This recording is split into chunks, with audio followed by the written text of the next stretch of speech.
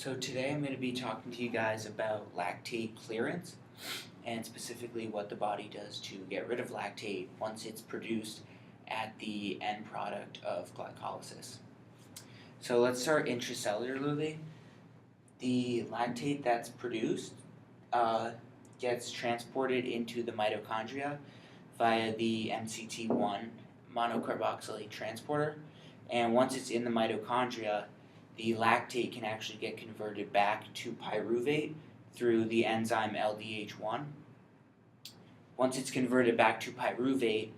that the pyruvate and the NADH plus H plus protons can go back to stages 2, 3, and 4 and continue aerobic metabolism, which occurs obviously in the Krebs cycle, and then subsequently can get produced through ATP through electron transport chain and oxidative phosphorylation. So extracellularly, there's again 4 main processes that the body does to get rid of lactate. And what lactate is really it's the lactate molecule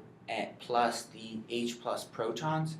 and it's the H plus protons which of course are harmful to the body because they lower pH and the blood can then become very acidic,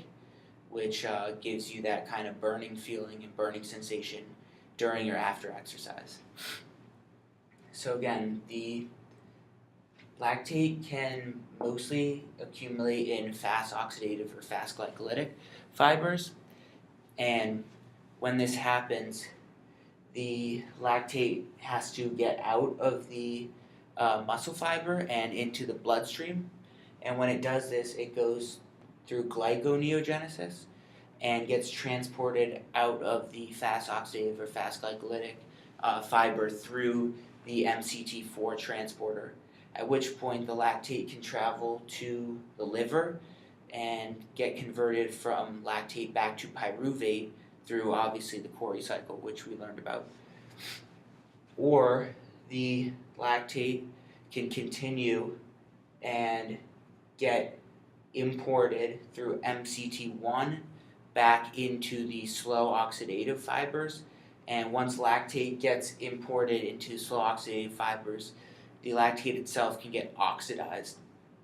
and it's the oxidation that allows it to get converted back to pyruvate, which then allows, of course, for the electron transport chain and the oxidative phosphorylation to continue to convert that used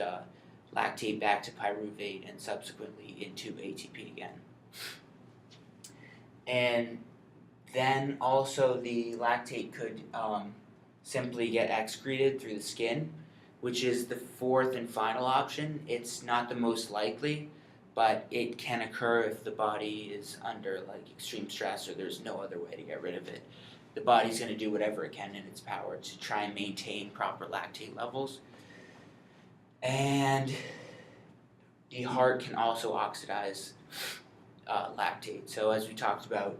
in the slow oxidative fibers, the heart can also oxidize lactate and again turn it into pyruvate and back to into the electron transport chain oxidative phosphorylation and through the conversion into ATP. So yeah, those are the main ways that the body goes about clearing lactate.